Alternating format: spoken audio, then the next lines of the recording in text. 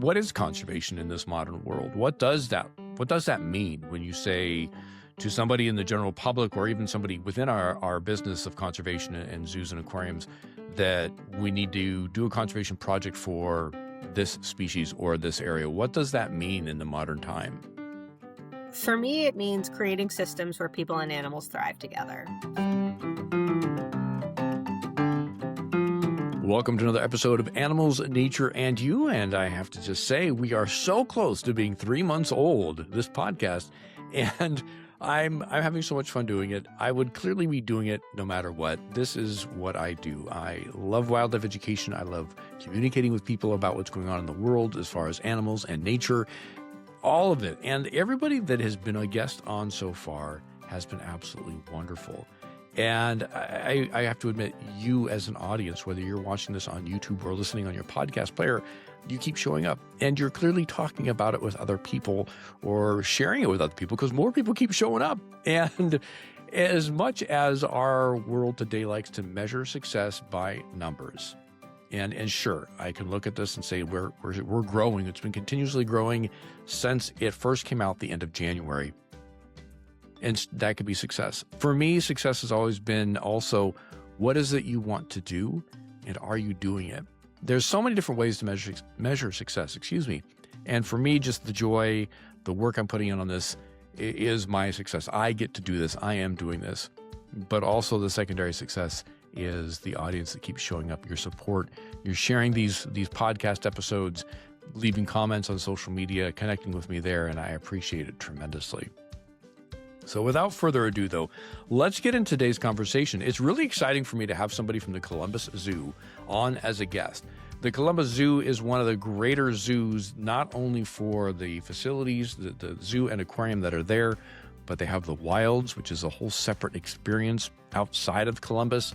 Then there's all the conservation work they have been doing for many, many years. Just an example that comes to mind of the gorillas in Rwanda, and a lot of work locally here in the U.S. as well as many zoos. It's not just them. Many zoos do this. But the Columbus Zoo is really a powerhouse zoo and organization and has done a lot of conservation. So with that, today's guest is right there in the thick of it. Kathayoon Khalil is the Vice President and Director of the Columbus Center for Wildlife Conservation at the Columbus Zoo and the Wilds. That is a very long title because of the place where she is, but it all does mean something. It's important that we mention all of those things because it is a collective. It is a large group of people doing this work, and she just happens to be the vice president and director, which is pretty awesome, I got to say. So prior to this position, Kathayoon has worked at the New England Aquarium, Seattle Aquarium, where we met many years ago, Oregon Zoo, and Canopy Strategic Partners. She received her PhD in 2014 from Stanford University in Learning Sciences and Technology Design, and her master's in Environmental Science from Yale University's School of Forestry and Environmental Studies. She has been working in zoos and aquariums since age 14 and is fascinated with how we measure our impact and affect change in behaviors and attitudes. Kathayoon is an alumna of the Emerging Wildlife Conservation Leaders Program and a former commissioner for Oregon Fish and Wildlife. There's a lot more you have done, Kathayoon. I know that, and we haven't covered it all, but I want to jump into our conversation and get things started. So thank you so very much for taking the time to be here today on Animals, Nature, and You. Thank you so much for having me. This is going to be a very fun conversation. I know it. Excellent. Well, it was funny. We were talking a little bit before doing this interview, and you reminded me we met many, many years ago at an AZA conference in Seattle, which is so funny because it was such a whirlwind trip for me coming up from San Diego and going to the Woodland Park Zoo where I did my internship and then meeting up with family that I have there in Seattle and then meeting everybody there at AZA. I'm like, oh, yeah, that's right. We did cross paths. But it's been a while. It's easy to forget. Yeah. Well, I mean, it's been so much, but it's so much. You were at the Seattle Aquarium at the time. I was, and yeah. You have, as I mentioned in the intro, you have quite a few facilities you have been at before you landed there at the Columbus Zoo and the conservation director position you're in. It's a unique path for all of us. It's a unique job title that you have. How did you get to where you are? Yeah, I mean, there's the resume version, and then there's the intro. Sure. I mean, in the intro, version, but in the intro, I covered all the different stuff. It's like just. Like, is it, I mean, I know age 14 doing volunteering in zoos. So has it been like since Mhm. you were a child, you picked up a worm and said, "This is my best friend," No, or no. is something by I accident? Everyone's got their own story, so I'm just Yeah. curious. I was definitely not really an animal kid. I mean, I was an Okay. animal kid in the sense that I thought they were fine, you know, and I liked animals and I grew up on a farm, so I really liked being outside and exploring, but I'd never thought of it as a viable career path Mm. necessarily. I mean, I subscribed to Ranger Rick. That was a great magazine, but I didn't like it as much as American Girl, you know. So There I you go. can't pretend to be one of those like I knew from in utero that I would go into Right. this field. But I did know from my teenage years that I was really impressed by the amount of passion and commitment that folks in this field have to their work and the Mhm. idea that we can all work together on something that will outlast and outlive us. That was a lot more compelling to me than a lot of what I'd seen in other more individualistic, egoistic fields that Mhm. I had been exposed to up to that point. So, you know, I got to where I am today from a series of missteps, winding roads, and in yeses, you know, so many no's, but finding the right yeses in the right places and kind of trusting the winding road that got me here. So when you say yeses and nos, is it people telling you yes and no, or you Yes. saying yes to things or no to things? Both, but Okay. you know, one thing I like to impress upon, especially people rising up in this field, is that your failure resume or your list of rejections is going to be 10 times as long as your list of acceptances. You know, for Yeah. every PhD program I got into, I got rejected from 8 others. For every job that I got, I didn't get callbacks from 5 others, you know, so Mhm. it's, the things you thought were in the bag sometimes are not, and the things that you just stretch and say, "I might as well put your name out there, like this job," are the ones that end up landing. So let's expand a little more on this job. What Yeah. exactly does your so that title is quite long because it's the Center for Conservation, the Columbus Zoo, Yep. the wilds, all the things. Yeah. And I get that. I get that. It's a large Mhm. organization doing a lot of things. Yes. What is your job? What is your role? Yeah. So I'm the orchestra conductor for all the conservation work that happens across all of our No parks. pressure. No No pressure at all. pressure. I No. know. But what I love about that is that I don't have to be a subject matter expert in any one animal or any one ecosystem. I get to remove barriers and facilitate opportunities for the people across our parks who are passionate about what they're passionate about. So, Yeah. I'm a strategic thinker, I'm a dot connector. Those have always been my superpowers and a big picture person. And so I get to work with a team that excels at details and excels at execution and um, we help each other bring our ideas to life, which I really appreciate. So that includes Columbus Zoo, the Wild, Safari Golf, which is our Audubon certified golf course, and Zoombezi Bay, which is our water park. And my facility, so to speak, my enterprise that I work with, the Columbus Center for Wildlife Conservation, is its own 501(c)(3, but at the same time, functionally, we just live like I'm at the zoo right now. I go to the wilds often. I live within this ecosystem of the Columbus Zoo family of parks.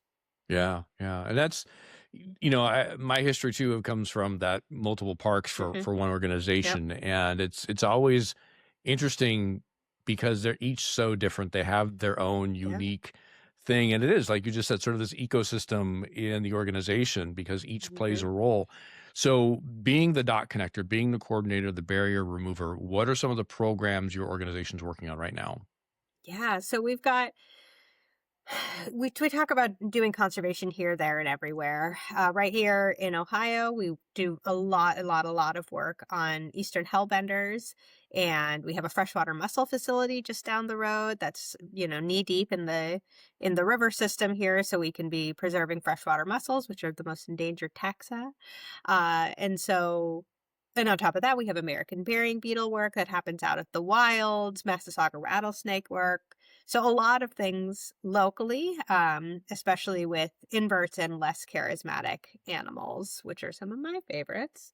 But then around the world, we have a 30 plus year long investment in East Central Africa, especially Rwanda with gorillas and gray crowned Hmm. crane conservation that I'm so happy to be just coming in the middle of that story, or maybe 30 years is still the beginning. Maybe we'll look back Yeah. in 60 In more and say, conservation, wow, yeah. totally. Yeah. We also work a lot on manatee conservation through the wider Caribbean Manatee Alliance in partnership with Clearwater Marine Aquarium. And we have a Center for Species Survival that we run in India for Asian elephants. So that's a snippet. I mean, there's Yeah. so many programs. We have one of the longest running, if not the longest running, lemur research project happening in Madagascar with the Ranamafauna Ruffed Lemur Project, and we support the Turtle Survival Alliance. So there's a lot. There's a It's lot. really Yeah. great. It's Yeah. very And that, stimulating and very fun.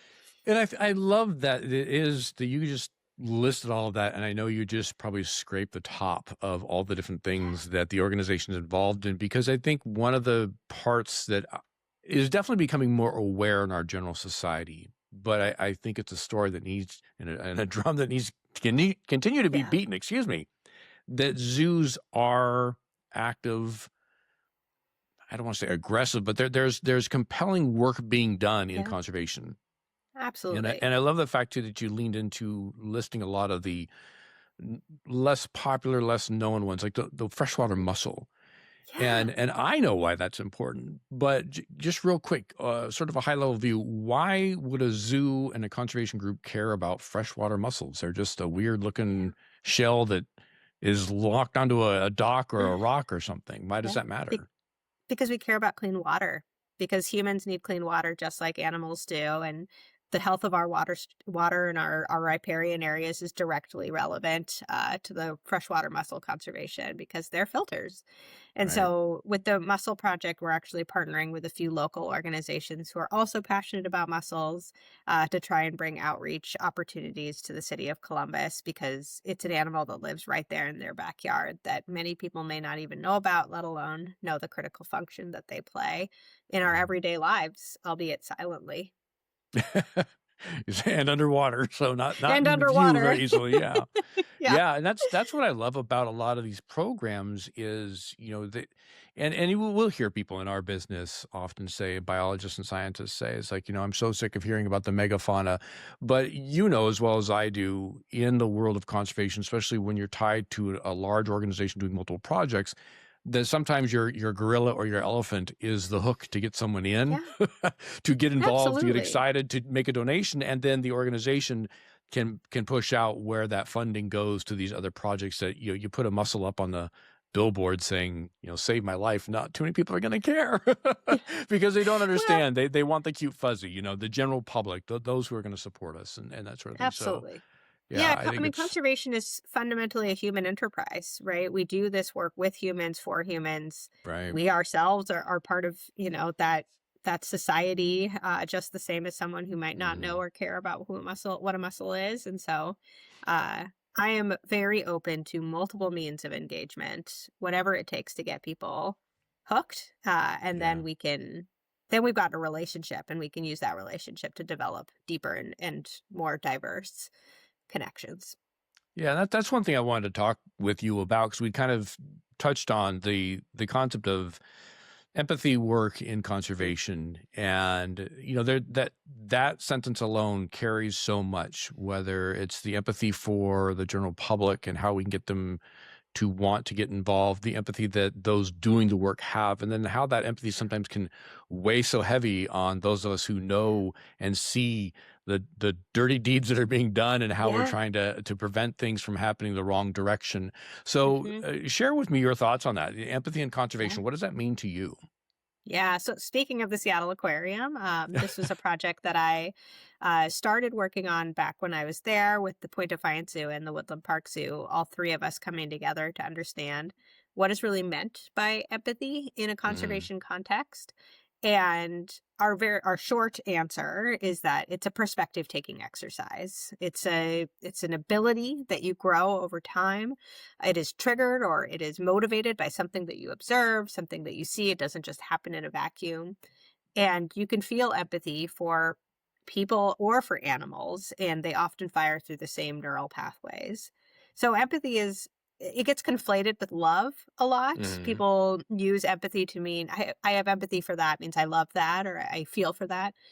But really, it's about that perspective taking exercise to say that, and for some animals, it's going to be easier than others, but Right. to say that we are able to understand the multitude, even just cognitively, the multitude of ways that an animal can experience life on this planet.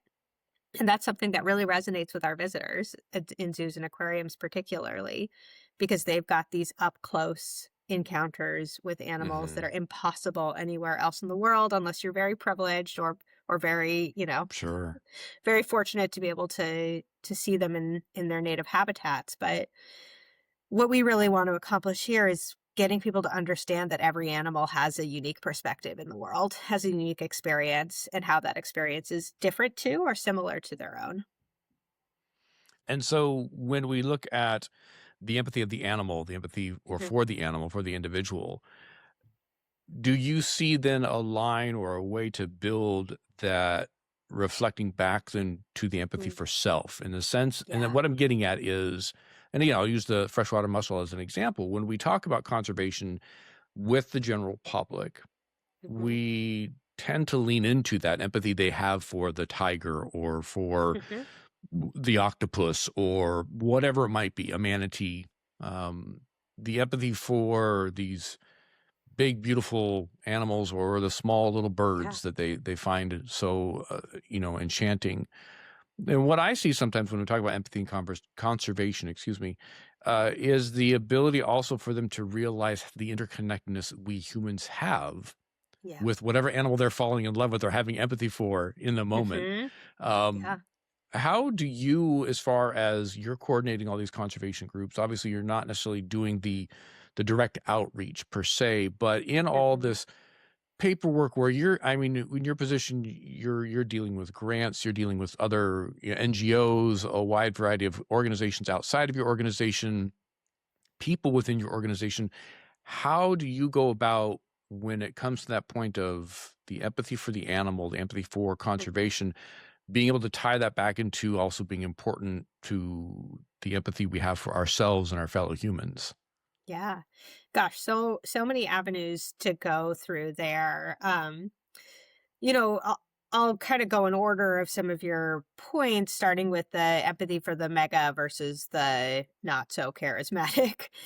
Right. And in a lot of our work and in the talks that we've done and trainings, we say that there are four characteristics of an animal that make them more or less able to elicit an empathy response. But they're also the four things that an interpreter or an educator can do to draw out an empathetic response, even in a Okay. non-charismatic animal. So things like coherence. Does the animal look like an animal? I mean, the presence of eyes is a really big Mhm. empathy builder. But if an animal doesn't have eyes, you can still point out that, like, this is a barnacle's, foot. This is a barnacle's shell. It's like its body that's wrapped around this, like softer inside, etc. Agency, an animal's ability to serve its own needs. Does it eat, drink, play, socialize? Every animal does something like that. So interpreting for people in a way that they understand that Mhm. a barnacle might look different when they eat, but they still need food, and this is how they feed. And can you imagine if you had to catch peanut butter jelly sandwiches with your feet waving through the air?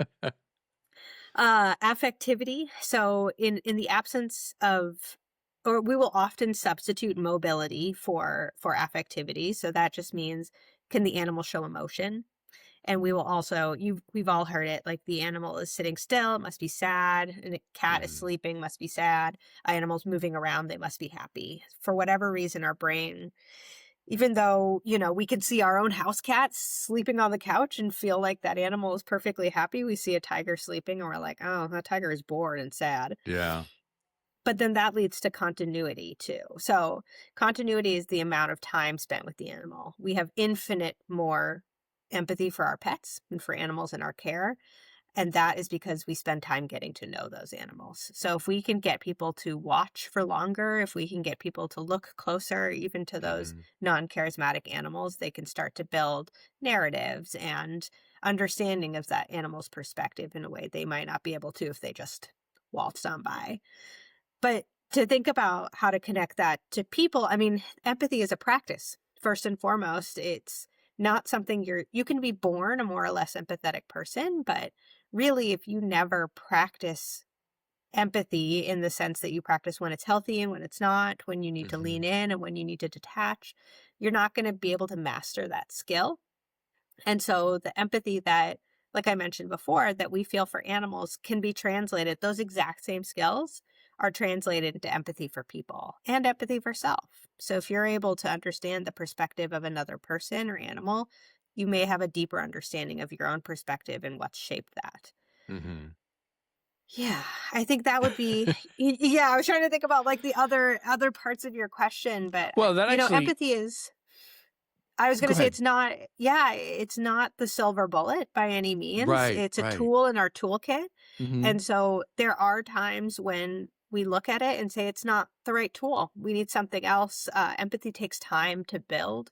It may not be necessarily the right tool for something that requires direct action and urgency immediately right now. Hmm. We also have a lot of responsibility when we instill empathy to tend to that. It is a very powerful emotional state. And if we give people a ton of empathy and nothing to do with it, it can lead to emotional boomeranging, Right. which, we all have experienced as you see these like save the children commercials or these like, you know, adopt all the dogs, but you can't adopt all the dogs. And so you're like, well, what am I even doing with my life? And you turn the television off because you Hmm. can't handle You have that to disconnect. onslaught Yeah. of exactly. And so we have to be really careful of that, especially in today's world where people are feeling emotionally spent and Hmm. overloaded, to give people empathy in the right doses and with a functional outlet for them to put their empathy so that they feel like it's being used for something productive. That makes me actually think of another question in the sense of you brought up a very good point that you need to be able to manage it as someone in the position of communicating conservation, communicating to people not doing the actual work. Hmm. You have to be able to help them throttle that empathy so it stays healthy and doesn't Yeah. create this overwhelm, which great example. Like I can't adopt all the dogs. I want to, but I Yeah. can't, Yeah. So with that then, in our line of work, and especially with what Mhm. you're doing and the people who are under you and all the projects you're helping to manage and coordinate, what does it look like for those doing the work? How Mhm. does someone go about fully leaning into working with whatever endangered Yeah. species or threatened species, recognizing that it's not a matter of just being able to show your science and say, this is what's happening, is we need to Mhm. do these things instead, because you're also up against then other organizations, other companies, whatever it might be that is causing these challenges. Yeah. And I know it can be overwhelming. So when it comes to that empathy, just because it's a work of passion usually for Mhm. someone, what's your thoughts on that? Like that burnout, that loss Yeah. of, or not loss, it's more of a, I guess, maybe perhaps a sense of helplessness that can Yeah. occur for someone doing this conservation work. What have been your observations and possible solutions for those doing that kind of work? Yeah. I mean, this is such a hot topic right now. We've seen deaths by suicide rising in our field. We've seen more conversation about burnout and the need for resilience and revitalization. And especially when it feels like the broader society is working against us as well, that conservation is not mainstream quite yet. Hmm. And so we feel like a niche area, but at the same time, we know that this is not niche. This is survival. But we've been horrible at conveying that to the general public. And I think, that's one of the reasons I work at a zoo. And not to say that people at zoos don't feel this way. I'm sure we do from time to time, but I never feel alone in this work. And I think that's incredibly powerful. I mean, humans are Hmm. social animals. I am a particularly social animal. And so being able to work somewhere where I have to say no sometimes to people doing amazing work just because it doesn't fit with our strategy, or I have to find a solution that's a compromise that I didn't think I was willing to make, but then getting to go outside. And it sounds so cheesy, but I got into this field because I loved watching kids connect to animals. And so Hmm. being able to go out and see that, even if, yes, there's also like a kid who dropped their popcorn and is screaming, it's all part of the experience. And Right. I can put myself back in that space of being a zoo teen or a camp counselor and remembering, how life-giving it can Hmm. be to see these animals for the first time, second time. I love going out and seeing people sketching our animals, photographing our animals. I love seeing members because you know that they chose this place to dedicate themselves to over and over and over Mm, again. I love working with our donors because, they can give their money anywhere, but they choose to give it to us. And that is so inspiring to me. So, mm, for me, it's about remembering that I'm not alone.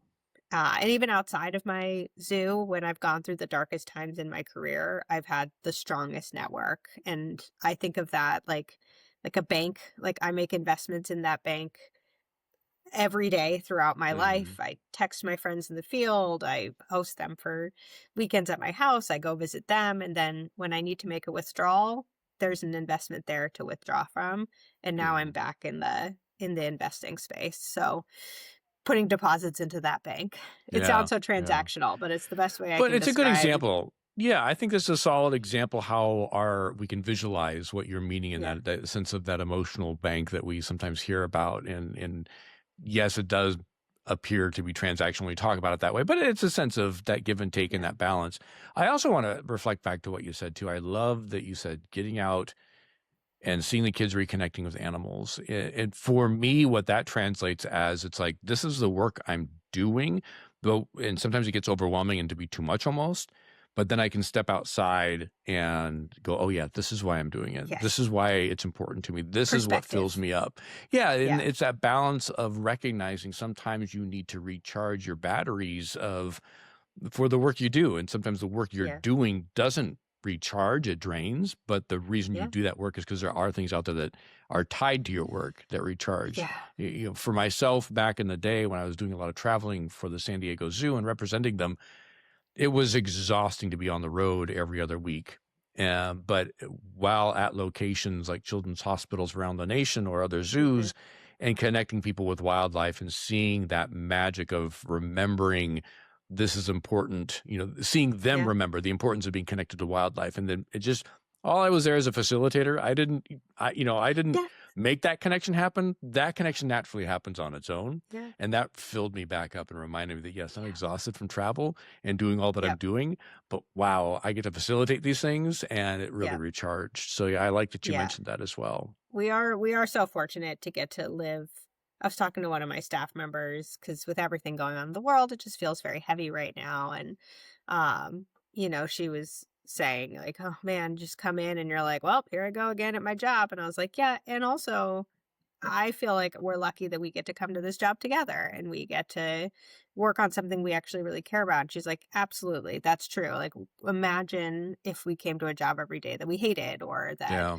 Yeah. we just felt like we were working to live so that we could go home and spend the next couple hours doing our real passion. Like, Hmm. we are very fortunate that that's not the life I lead. That's not the life. Yeah. And so for us and our team, I make sure that we celebrate our successes as often as possible, even the little Hmm. ones. So in our weekly meeting, tell me something good that's going on in the world, in your world right now. Tell me something you're excited about, and then sharing those with the broader zoo community. I love that. Yeah. It's Yeah. definitely something we have to be conscious of. Absolutely have to be conscious of and remind Yeah. ourselves of that. So, uh, taking it a bit further then in acknowledging that in this line of work, there can be burnout, there can be that Hmm. overextension of your empathy, then Hmm. recognizing too the need for community, the need for social group, Yeah. the need for reminding ourselves this is the positives that are happening because this is a very heavy world right now. What would you say as far as sort of the broad stroke of conservation? What is the Hmm. biggest challenge that we face in conservation right now, in your opinion, or if you have a Yeah. fact, either one? I would say it's our aversion to risk taking. I Okay. think I've been thinking a lot about this. My PhD looked at diffusion of innovation, and I've been revisiting that concept Okay. lately as I've been planning out the future of conservation here in Columbus and thinking about the need for wild innovation, no pun intended, around conservation issues. Because it's not that what was done before didn't work, it's that what was done before got us here. And now it's Mm, time for another solution in a rapidly changing world. And so that can only innovation only gets picked up if people are willing to take risks and if the alternatives that are being proposed offer some sort of benefit over what always has been. And so I would love to see us iterate and innovate more widely. I would love to see us think about partnerships that may not be the first ones we imagine when we think Hmm. about who to partner with for these projects. I would like to see us be bolder in the solutions that we're willing to present, even if we don't nail it. And that's the problem with innovation is that everyone, you'll tell people to be innovative, they'll innovate something, it won't work, and they'll be like, well, then I think I should probably just go back to playing it safe. But that's not the point. The point is that Yeah. every innovation leads to some sort of learning. And we have, as in conservation, I think, a very fixed mindset a lot of times about what is and isn't successful or can and can't be effective. And Hmm. I would like to see us adopt a more flexible, dynamic, and creative, honestly, way of looking at some of these problems because it's not just more animals in the wild. Like that's no longer Right. the Right. that's no longer the answer to conservation's biggest issues. And so if we can release ourselves from that like binary kind of understanding of what conservation is, what are we allowed to create in its stead? So that brings me then to another thought. When you Mhm. say, and I completely agree with what you said in the sense that just the idea of like make more animals, put more animals in the wild, that is not the answer anymore. What is conservation in this modern world? What does that mean when you say Yeah. to somebody in the general public or even somebody within our business of conservation and zoos and aquariums that we need to do a conservation project for this species or this area? What does that mean in the modern time? For me, it means creating systems where people and animals thrive together. So there's a couple key words I'm going to pull out there. Systems. I think Mm, that the systems at play, social, ecological, infrastructural, if that's a word, systems are the ones that we need to tackle. I'm a behaviorist. I believe in individual action. I think individual action is massively helpful for an individual's growth and identity development, and also those should scale up to systems level change. hmm. And then people and animals thriving together. I mean, that coexistence is so critical. We would love. I'll retire from conservation, or I'll take a step back once I feel like there are things happening in perpetuity that allow people and animals to live in harmony. And right now, people and animals live in tension and in conflict with one another in a lot of different places. I think there are a lot of systems that facilitate that, like capitalism and the patriarchy and all those trifecta of fun party conversations. But I don't think those systems exist because they have to. I think they exist because we let them. And so, as conservation now requires building a new system Hmm. that puts animals and people as equal players on this planet. The conversations I've had in that same space of everything you just mentioned, recognizing the systems in general aren't Mhm, necessarily in a structural position to have benefit to wildlife, whether it is capitalism, patriarchy, where it's just all about the individual, massive success, keep gaining more things, more money, whatever it might be. This is my land. I'll do what I want, mhm, etc.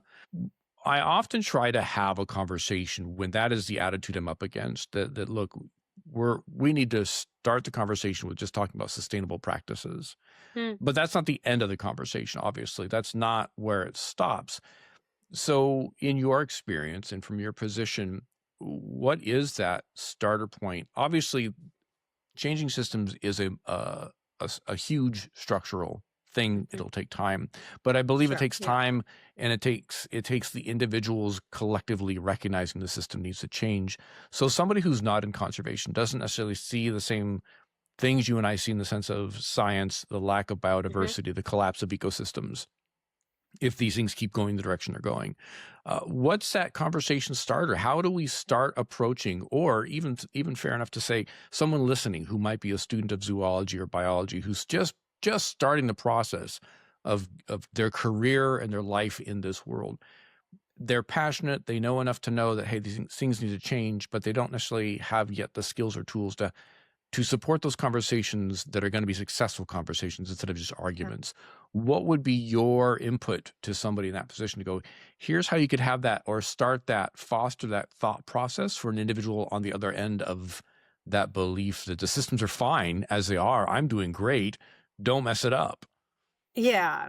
I mean, honestly, I think when you're asking that question, you're starting from the hardest part, Yeah, well, like, and the but I most think emotionally taxing part. I right, think, right. you know, I would scale us back just a little bit to think about the community as our unit of influence. I think this goes back to your question about eco anxiety and feeling so overwhelmed with the state of these problems because we're looking at them from a global perspective because Yeah. we see the same things happening all over the world.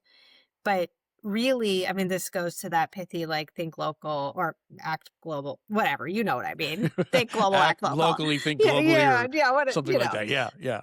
but I think it is really powerful to think about your community, whatever that means to you, whether that's your physical community, whether it's an interest group, whether it's a spiritual community or a sports community or something like that, and Mm, using that as your unit of influence to practice some of the language that you may eventually use on people who are on the complete other end of the spectrum from you.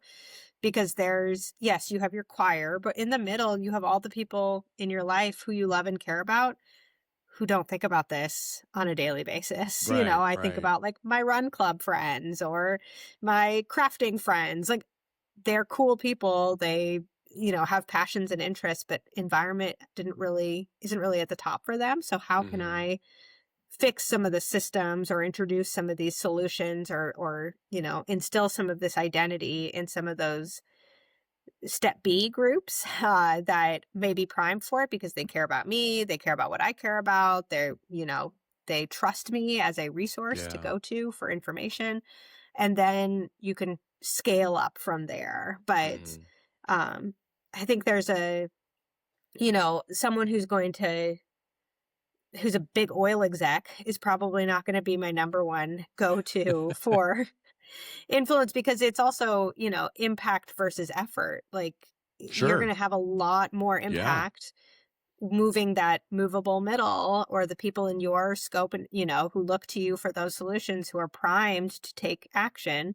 It's Mhm. just like with with zoo detractors and zoo supporters and everyone in the middle. Like someone hates zoos, kind of over trying to get them to like what we do. Like I will chip away at that if there's someone I care about or if there's someone that like I really feel like, it's a worth the investment. But Sure. it's the people who say like, I haven't been to a zoo since I was a kid. I don't really know how I feel about zoos anymore. That's my person. That's who I'm going Mhm. to ask to like come walk around with me, come Right. see the world through my perspective and build empathy for theirs. Well, speaking of then sort of your own personal experience, kind of the way you answered that question there, like, hey, I'm gonna work on that person. For you personally, when it comes to this line of work and when it Hmm. comes to knowing everything you know, and what I mean by that in the sense of that you and I live in a society that does not always see things through our lens, Yeah. but you know the things you see through your lens. For you personally, what is the motivating factor that keeps you going at this? I mean, you said yourself, like, I'm Yeah. not going to step down or retire till I feel like these systems are in place and they're functioning on Yeah. their own. So there's obviously a lot of passion motivating you. But do you know where that comes from or what might be the little flicker of flame at the bottom of that passion fire? I think it's people. Like I think about the people I care about. I think about the communities that we've created, the love that, we share within the group of us that were zoo teens or the group of us that were camp counselors. And sure, I'm one of the only ones working in this field now, but I'm carrying a torch. I'm carrying a collective passion that influenced so many people right alongside me. And still now, every time I think about, how challenging this work can get, or I could be making more money doing this, that, or the other thing. Right. First of all, I remember that my main goal in life is to have my life mean something, right? To leave this world a better place than I found it, I think is a prerogative that a lot of people can get behind, do no harm. But I think about all the people I know who are doing really awesome work, and I really want to work with them. Like, I don't owe them anything, but I Well, maybe I do owe them some things, but what better life is it than one in which you get to work with amazing people doing really cool stuff all around the world? And Yeah. that's what keeps me. I like animals, sure, but I could have found this community maybe in a different place. I just happened to find it here, and I'm sticking to it. Nice. Nice. I Hmm. love that. So if someone wants to find out more about some of the programs that you're overseeing, what can we is there a website we point them to? Is Yeah. there a particular thing they can look into to find out more about? I mean, because you, like I said at the beginning of this, you threw out a big net of a lot of different stuff you are overseeing, and I'm Yeah. sure that was only just the surface of it. So much. So where can people find out more? Yeah, columbuszoo.org, and under our conservation tab, we're revamping that right now to be more up to date. So stay tuned. What's on there now is not incorrect, but it is our best understanding of what is the current state, and we're going to be adding future state pieces to that as well. So yes, columbuszoo.org under our conservation tab. Even if you're in the area or not, I know Columbus is a destination zoo for a lot of folks. Please come visit us and come out to the wilds. And I just think we represent our work so well on grounds, and I really appreciate that. I in so many conversations with our talented interp teams, figuring out how to tell our conservation stories everywhere so that Hmm. people understand them, and we're approaching that with a sense of hope and optimism and an invitation to join us instead of a doom and gloom, Right. trying to shake people into urgency. And I really appreciate that we take that tone. Yeah. I would say Yeah. also following us on social media is a great, great way. Our social media team is awesome at sharing these stories of success. And I'm a very Googleable person.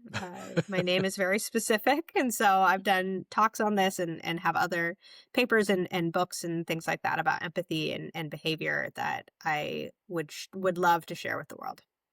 Awesome. Awesome. Yeah. And so anybody who doesn't know, because I think the Columbus Zoo name is well known, Hmm. the wild's not as much. So Yeah. I'm going to just briefly, before we wrap this up, I want to Yeah. ask you to explain to everybody what is the wilds and where is it located in proximity to the Columbus Zoo? Because they're Yeah. not the same space. They are And not the sometimes I same think people space. might be Yeah. like, "Oh, I'm here to go see the Isn't wilds," the and you're wilds like, here? Yeah. "Wrong address." Correct. The wilds is in part indescribable, but if I had to describe it, it would be like stepping out of Ohio and into the plains of Africa or the Mojave or the Gobi Desert or one of those like vast expanses of habitat. Maybe you could call it a safari park if you wanted to, although I think that kind of diminishes the experience, but it is in Cumberland, Ohio, so it is near Zanesville, about an hour and 40 minutes away from the zoo. And to visit, we're seasonal at the Wilds. So to visit, we set up tours where you get in an open air bus and can go around to our different pastures and see bison and takin and rhinos and giraffes, and we even have a carnivore area as well, with a patio and some food and beverage there, so you can watch those amazing animals. But their habitats are massive, like, so it really feels like you're just driving around searching for an animal, and you can't say like, oh, we're going to go over here and definitely see the baby Persian onager. You're Yeah. going to have to search for it just like you would if you were on safari. Excellent. So if someone Yeah. goes to the columbusζoo.org website, they can also click on the tab for the wilds, I assume, and Absolutely. find out more Yes. information about that. Awesome. Yep. Yep. Yep. And I Yep. do want to jump back real quick, something you said. Just as I said the website, it reminded me you had said that the conservation tab is going to go through some updates. And I Hmm. loved how you said it though. What's on there is what we know right now. And as we learn more, which implies as we learn more, we Yes. update. And I think often in our current times, blowback we get sometimes in the world of conservation, biology, zoology, science is that, oh, well, 10 years ago, you guys said this, and now you say this, and none of it's true. You're Yeah. just lying to us. Scientists don't know. And to the way you phrased it was so good. It's like, this is what we know right now. Hmm. And it will update Hmm. as we learn more because that's the nature Yep. of science. So I just And want to that's the point that nature of out too. humanity. Yeah, right. That's what Yeah, it means to learn and grow. I don't have all the answers. I don't think you do. I don't think anybody does. right. But what we need are not answers. We need people who are willing to ask the questions. Yeah. And that's where I always love to lean into that concept that we have to remain curious. Yes. Always, no matter how much schooling or work we do, we always have to remain curious. So we're open to the fact that we don't know everything, Yeah. and we have the opportunity to learn more if we just remain curious. So Yeah. that's awesome. Absolutely. That's awesome. Is there anything we haven't covered yet before we wrap up? Because I mean, there's just so much to unpack with There's all so you have much. done and all you do. So I want to make sure we Oh don't my skip anything you gosh. want to mention in this conversation. I'm excited to see what the future is going to hold for us, both here in Columbus and across the zoo community and across conservation writ large. I think for us, what we are really excited about is investing in real partnerships with people that are not fully transactional. Money may be part of it, but they're an actual exchange of ideas, thought partnership, other skill sets. We're interested in networked approaches. So one person, one group cannot do everything by themselves. And some of the best ideas and the most impactful groups don't have a website or a social media presence. They're known to the people in their community who work Yeah. with them. So we are relying on some key partners to help us find those shining stars in their community and lift them up and elevate that innovative thinking. And then this comprehensive approach to conservation that's not about the species, but is about the system, the people and the animals and the nature, the natural landscapes, all working in harmony.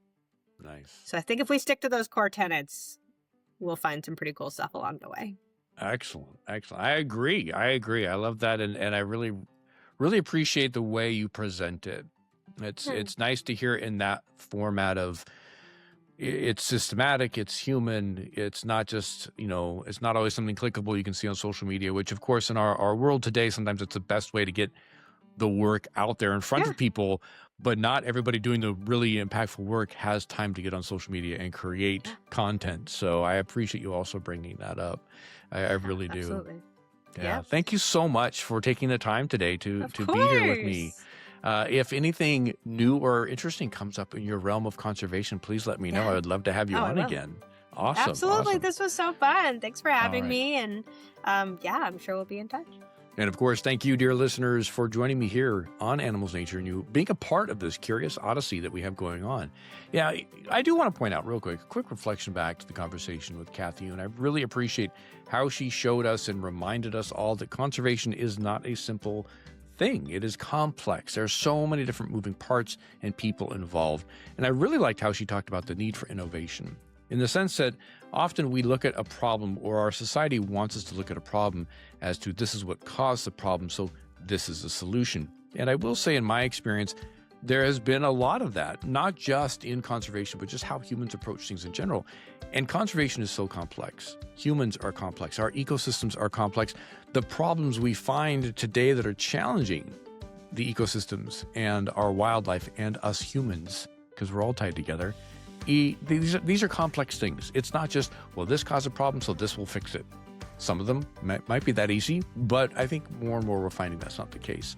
So I really appreciate how she helped remind us that that is our situation. It is complex, and we need innovation and reevaluating how we approach and think of these things, looking at the systems in place that have fostered these challenges and how maybe we need to change the systems, not just solve the problem of conservation, if you will. So that's pretty cool. I appreciate that she did that. And of course, if there's anything she brought up in the conversation that you found interesting, or a link she talked about, or anything that was brought up in general, I'll have all the information down below. Please go to the show notes, whether you're watching this on YouTube or listening on your favorite podcast player.